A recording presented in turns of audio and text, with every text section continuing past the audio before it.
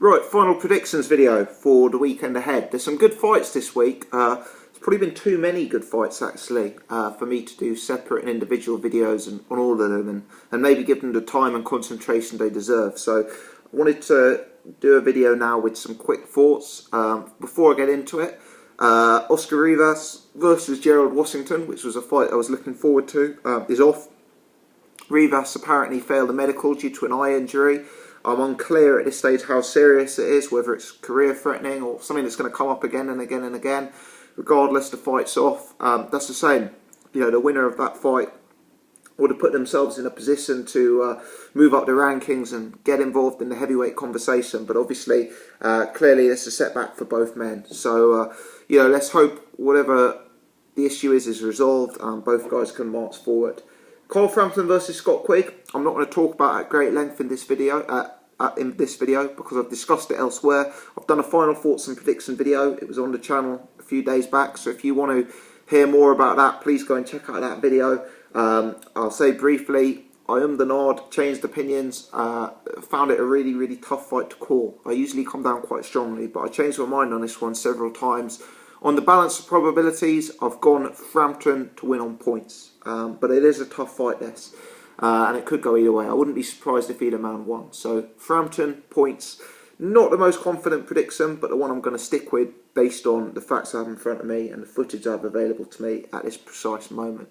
Let's move to some of the other fights. Let's talk the global action. We're going to start with Crawford versus Lundy. You know, Crawford, for me, extremely exciting talent. Deserves to be in the conversation for world pound-for-pound level. You know, very promising fighter. Seems to be extremely versatile. Seems to have a lot of tools in his armoury.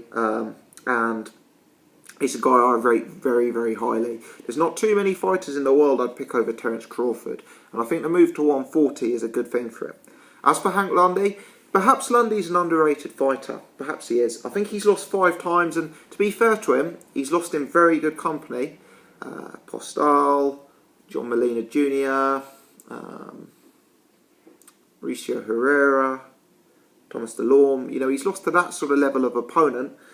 He's also given them very close fights. You know, a lot of split decisions, majority decisions in there. Real close fights against solid operators. I'd understood Lundy had moved down to lightweight at 135. I actually thought that would be a good move for his career. You know, I thought he might be more effective at that weight. Clearly, the draw of a big fight, the money, the opportunity that comes with it, has been enough to tempt him back up to 140 to fight Terence Crawford. But this is not only the toughest fight of Lundy's life, should I say, it's also one that at this stage probably isn't in his preferred weight class. The other thing about Lundy is, even though he's a good loser, you know, he loses split decisions to top guys, if you actually look through his resume, if you box check him, it's quite hard to pick out the top level opponents he's beaten. Yeah, I mean, I know he beat Richard Abril several years ago now, but more recently the level of opposition he's been beating is slightly lower standard, and the guys he's been losing to, you know, whenever he steps up to the sort of top 10, top 15 type level, he seems to come up just a little bit short at that stage. So, you know, that is a concern for me. And I think that whilst Lundy will give a spirited performance, I don't think he's got the momentum of Crawford, and I don't think he's got the class of Crawford fundamentally. You know, Lundy can box a bit, but for me, Crawford's going to wear him down. I think Lundy's only been stopped once. He seems like a tough, durable guy. I'm inclined to say that Crawford may stop him late here, though. I think Crawford, whilst he may not be the biggest single punch knockout artist in the world, you know, he's such a supreme boxer. He can find the gaps, and I think he can wear Lundy down. Maybe not sort of knock him out cleanly, but sort of force the referee to take a look and potentially stop him late. That would be my prediction. You know, Crawford isn't the fastest starter in the world. Comes out, has a bit of a look at the opponent, changes stances a few times, maybe even gives up some of the early rounds, but then puts the foot on the gas and pulls away late. And I think he's going to do that in this fight as well. Hank Lundy, he's an entertaining character, but he's not in the same league, if I'm honest. Leo Santa Cruz versus Kiko Martinez. Now, a few years ago, this would have been a very exciting fight. Sadly, both guys' profiles have slightly dropped. I mean, Leo Santa Cruz is one of the most unpopular guys out there, to be honest, amongst the hardcore boxing community, because of his, persistent docking of the big fights. He had a very good fight and a good win over Abner Mares, and people are now perceiving this as a drop down in level. Kiko Martinez, he's lost momentum. Obviously, the 2 losses to to Carl Frampton, the bad knockout loss to Scott Quigg, and maybe people are perceiving that he's coming to the end of his career. He's more as an opponent these days against an undefeated young fighter with loads of momentum in Leo Santa Cruz. A key factor here for me, a definite key factor, is the weight. For me, Kiko Martinez was simply too small at super bantamweight. He looked tiny compared to Scott Quigg. And I believe I read somewhere he was intending to step down to bantamweight following on from that fight. Well, not only has he not stepped down to bantamweight, he's not even fighting at super bantamweight. This is the weight above featherweight. And Leo Santa Cruz is a truly massive guy for these kind of weight divisions. He's a tall, rangy, powerful guy. I just think at this stage of Martinez's career, whilst I'm sure he'll bring the fire for a few rounds, Santa Cruz can punch. He's relentless. He's aggressive. He's got high output. He wears you down. He uses his size to his advantage. And I think he's at least 2 weight classes above Kiko Martinez, an old Kiko Martinez who was, I guess you could say, badly knocked out against Scott Quigg. Knocked out. He wasn't like unconscious for 20 minutes, not that kind of knockout, but he was hurt and roughed up in that fight. And I think Leo Santa Cruz will possibly do the same thing, and the even more substantial size difference is going to cause Kiko Martinez problems. I think Santa Cruz stops him. I think he wears him down. I don't think Santa Cruz has the one-punch knockout power, but I do think mid to late rounds he's probably going to stop Kiko Martinez here. The other thing about Santa Cruz, just because people don't like him, just because he's viewed as overpaid and doesn't take the big fights, and a bit of a Al Heyman spoon-fed fighter, that doesn't necessarily mean he's a bad fighter.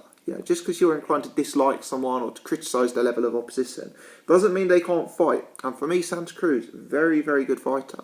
Real underrated fighter, actually. Some of the things he does are going to be pretty hard to beat with his volume and the way he uses his size at the weight, etc.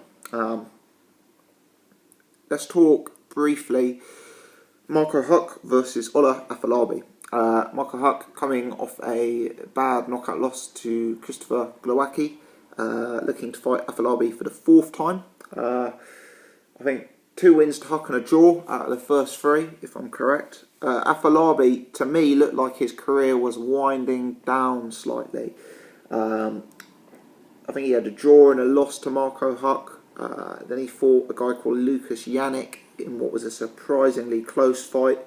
I think there was another loss somewhere in there, I forget the precise details. And then he went to fight Rakim Chakayev in Russia. He was definitely expected to lose that fight, but upset the opponent, who basically gassed and got stopped. And credit to Afolabi, he showed that he's still got quite a lot left in that win. However, I think the nature of that win may have been slightly deceptive, and I still have concerns about Afolabi starting to come towards the end of his career. As for Marco Huck, it's probably not the fight I'd have taken if I was him. It's one of those fights where he won't get too much credit if he wins, because he's already beaten Afolabi twice and drawn with him. But it could be career damaging if he were to lose. In fact, it would definitely be career damaging if he were to lose this fight. It would suggest a decrease from him. He's had a bad loss to Glowacki last time out, and now he's got a kind of... It'll be interesting to see what kind of Marco Huck turns up, really. Is he undermotivated, having taken a loss and fighting an opponent for the 4th time? Or is he going to be reinvigorated by that loss and coming back with renewed vigour? I'm inclined to say, at this stage, Marco Huck is going to have too much for Ola Afolabi. Afolabi's tough, he's skilled, he's underrated, he's strong. But on balance, I'm inclined to say that Marco Huck is going to get the win here. And based on the previous fights, I'm going to go Marco Huck in a very close, competitive points win. I want to know your thoughts on these fights. Frampton, points, Huck points, Santa Cruz late stoppage, Terence Crawford late stoppage. That's the boxing gossip predictions. I'm famous for getting them wrong, so you know, probably go down to the bookies and bet against all of those 4. But let me know your thoughts. How are you picking it? Hope you enjoy the fights and hope everyone has a good weekend. Thanks for watching. If you've enjoyed this, please hit the thumbs up. Do subscribe to the channel. Don't know why I'm pointing that way. I think it's probably that way. Do subscribe to the channel, and hopefully you can watch my post-fight videos after the fights. Thanks for watching, everyone.